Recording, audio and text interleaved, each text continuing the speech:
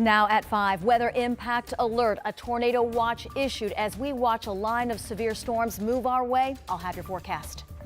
Preparing for flooded streets, the precautions some communities right here in central Indiana are taking tonight as another round of severe weather is moving into the area.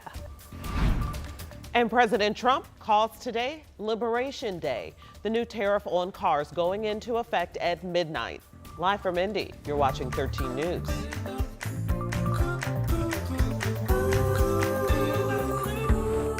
It's 5 o'clock, and tonight we are tracking the impact of a big storm, bringing another round of severe weather to central Indiana and causing a tornado watch to be now officially in effect.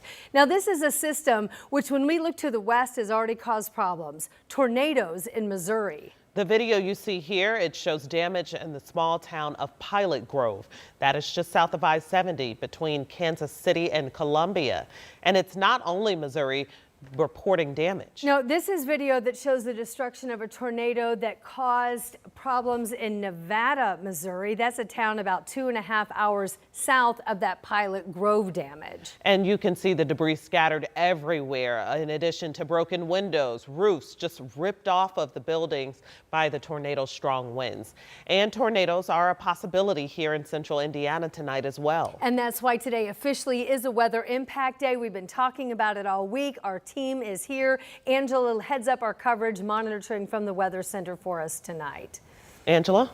Felicia and Ann, within the last hour, a good part of central Indiana put under that tornado watch that you mentioned. That's where we're going to start this evening, the outline of the watch area. But if you are even east of this watch, don't let your guard down. We expect this to be expanded and extended to the east as these severe storms move in.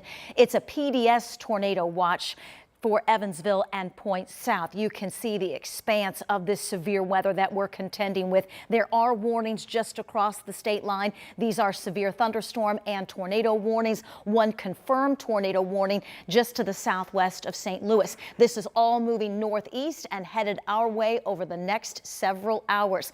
Tornado probability, we don't see this very often, in that 15% range highlighted here in red. If we put model data on here, you can see the potential for the rotation tracks. There's a lot of them across central Indiana. So we want you to treat, even if we go under severe thunderstorm warnings, treat them like tornado warnings over the next several hours. All the ingredients in place to support tornadoes, large hail, lots of rain, and damaging wind. What you can do right now, have a backup plan for outdoor activities this evening. Know that safety plan and have several ways to get warnings. We will have extended coverage on WTHR+. This is an app that you download on your TV. We're going to keep you updated and remind you all evening long. All right, Angela, thanks so much. And tonight we're already seeing damage across central Indiana. That's from some strong winds that came through earlier today. And we want you to look at this. We found a tree down in a yard near West 46th and Kessler Boulevard North Drive. That's on the northwest side of Indianapolis. The homeowner tells us that she was home in her office and she was there when she looked out and she heard a loud crashing sound. She came out and this is what she found, this tree down in her backyard. As you can see, the winds nearly uprooted the tree, sending it crashing into power lines and onto the roof of the home, and that caused damage to her sunroom. And so we're expecting a lot of rain from this system across the area. Our Samantha Johnson found some communities and they're working to get ahead of the storm and prevent their streets from flooding. Much of Morgan County is a floodplain, so today crews work to prepare for what could be several hours of heavy rain. Today we caught up with crews clearing ditches and drains. The superintendent of the highway department, Eddie Fisher, tells us his trucks are gassed up. He has men on standby. Floodgates have been checked all across the county, and now it's all about waiting to see what the next 48 hours could bring. The rivers run right through the middle of every part of the county. It's hard to keep up with this. The water takes quite a while just to get out of the ditches and the creeks when this takes place. So no matter where you live, if you do get storms tonight, it's a good idea to stay off the roads, let crews assess the damage, any flooding potentials too. In the meantime, county officials are asking you to pack a go bag and find your safe place in your home right now. In Morgan County, Samantha Johnson, 13 News. And we do want to let you know that we're already seeing some organizations change their plans for tonight because of the weather. The Indianapolis Indians have postponed their game, and we're also seeing that some churches are canceling services as well. Wednesday night service, well, you can find those on our website at WTHR.com. And we also want to remind you that our meteorologists will be tracking the severe weather all night. They'll be on air during this newscast, and they'll be tracking the storm on WTHR Plus as well. That's our streaming channel that you can download it on your TV. You can stream our extended weather coverage free of charge. Tonight, a person is under arrest in connection with a deadly drug overdose case. Metro Police investigators tracked the suspect across state lines thousands of miles away. Karen Campbell spent the day looking into this case and the ongoing fight against dangerous drugs. IMPD's opioid task force says the latest suspect was arrested in Las Vegas after allegedly selling drugs that resulted in a man's death in Indianapolis. Through some intelligence, we found out she was in Las Vegas, but the actual stop itself was a Las Vegas patrol officer just being proactive. Making a traffic stop, running the suspect in a database, and discovering 28-year-old Jasmine Bowen had a warrant. This marks the third arrest in just 2 weeks as police, together with the DEA, continue cracking down on drug dealers. We see this in these overdose resultant in death cases. People could think they're using heroin. They could think they're using cocaine, and we're finding that a lot of them are laced with fentanyl and other type drugs. According to the Indiana Department of Health, 701 Hoosiers died due to drug overdoses in 2023. That number dropped to 503 in 2024. And during that same time period, the number of fentanyl-related deaths dropped 45% from 543 to 296. There's never been a more dangerous time to use drugs, even recreationally, because you don't know what you're getting. Authorities continue to combat the devastating impact of fentanyl and other deadly drugs in Indianapolis. We've had significant seizures throughout the state with other types of drugs that it could just be a transshipment point and it's going to other parts of the country. But there's no question it's the crossroads of America and a lot of different distribution routes that come here. It's something we're going to keep fighting and we're going to keep working towards. But I mean, the odds are against us. This is an extremely deadly drug. Important reasons to continue raising awareness to Hoosiers about the dangers of drugs. Karen Campbell, 13 News. And the IMPD and DEA task force began in March of 2024. So far, the team has made 14 arrests. And tonight, court documents are revealing what a witness told police about a shooting, which then led to a shooting involving Metro Police. 48-year-old James McGuire died in the shooting at an apartment complex on Indy's East Side Friday afternoon. Well, a witness told police the suspect confronted the victim, saying McGuire owed him $40. In those documents, the witnesses told detectives that he saw the suspect point a gun at McGuire and then drop the gun before hearing popping sounds. The witness also told police he saw the suspect shoot another man outside the apartment 3 times.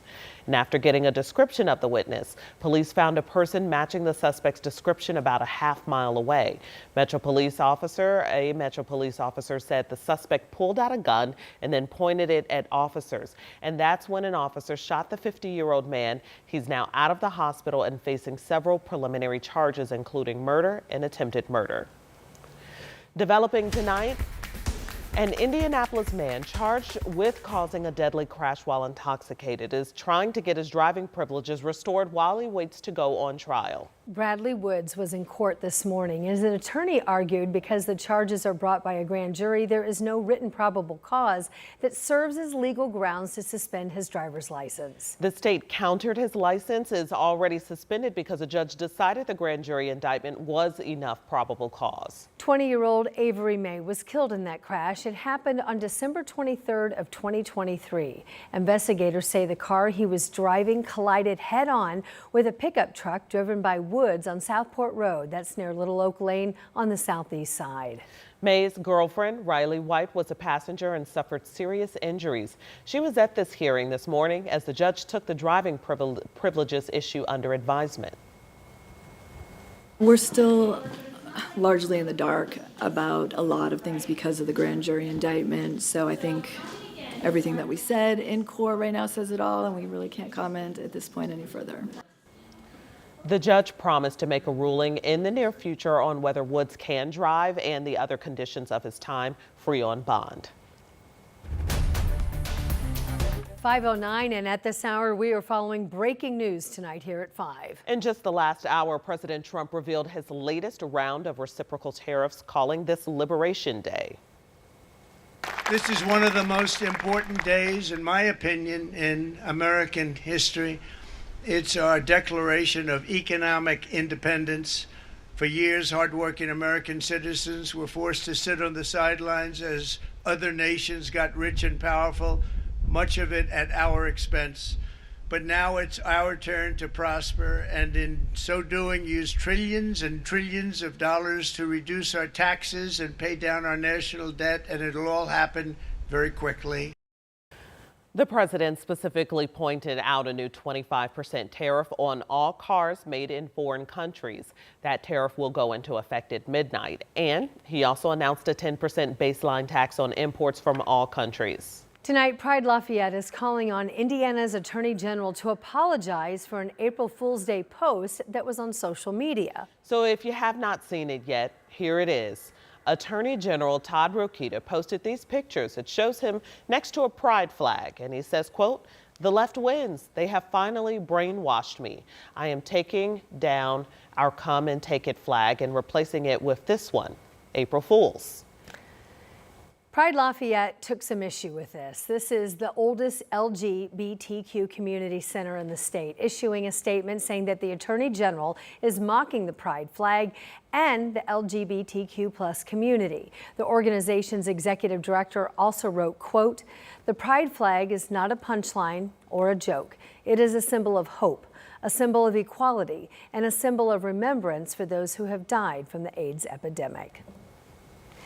Developing tonight, more faculty at IU Bloomington now coming to the defense of a professor there who's under federal investigation. Rich Nye broke this story on Friday after a raid at the Carmel home of the professor. And Rich, can you tell us what's the latest in this case? It's actually garnering some national attention. It sure is. So Felicia and Anne Marie, it's important to point out first of all that Professor Xiaofeng Wang and his wife, Nianli Ma, who also worked at IU, have not been arrested or charged with any crime at this point. Their attorneys confirmed this afternoon that the couple is safe and they look forward to clearing their names and resuming their successful careers. Now, this story broke on Friday when the FBI raided the couple's homes, this one in Bloomington on Xavier Court, and then this one in Carmel. I was there Friday when federal agents were at that house on Shakamak Drive for about 4 hours. They left with several boxes of evidence, and on that same day, Professor Wang received a letter that he was immediately terminated.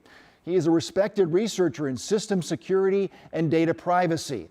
We are told that Wang had been suspended back on March 14th for what was called research misconduct.